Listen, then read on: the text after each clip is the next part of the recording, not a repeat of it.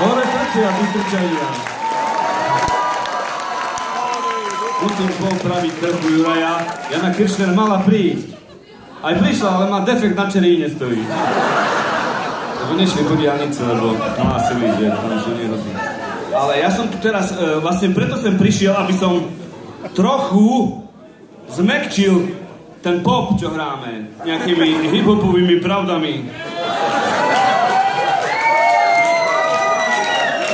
Niekto to už spomínal, ale ja pochádzam z fončerského geta.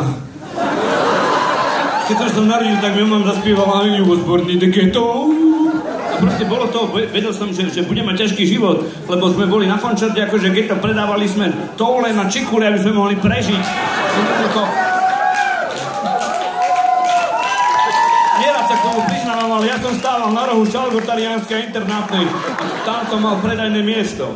A jednoducho celý ten môj mladosť som si vrával, že proste toto peklo, čo prežívam, musí niekde ako vytrisknúť. Takže som makal na sebe, tvrdo makal. Pretože my hip-hoperi na sebe makáme a potom príde úspech.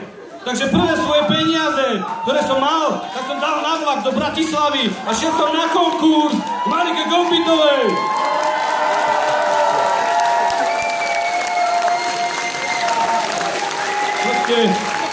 Úspech je viac ako voda a voda je viac ako láska.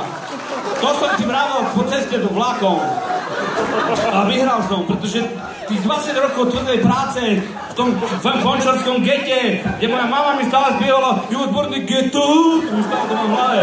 Proste prinieslo svoje úspechy a teraz som tu na pódiu v kine Hviezda.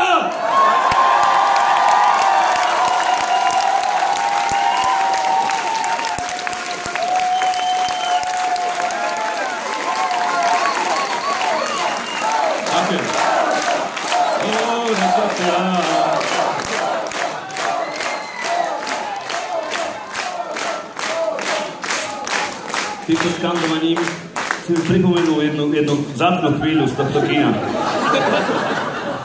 Keď sme boli základná škola okružná, hej, no a teraz volili si predsedu skupinovej rady. Bolo to v tomto kine, ja som bol jeden z adeptov a oni povedali toto, že, no nepovedal celý ozov, hej, lebo hip-hopový, ešte som bol malý, ale povedali moje meno v tomto kine, ja som vyšiel von, potkol som sa o odro, čiže prvý závan smiechu, potom som si zložil toto, druhý a zvolili ma.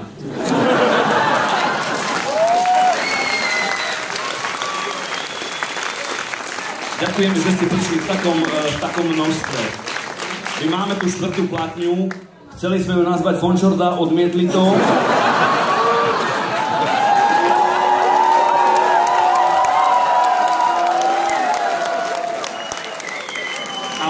Tá platňa je fakt dobrá, dá sa kúpiť tam, stáva nás veľa peňazí, preto chodíme v starých Nohaviciach.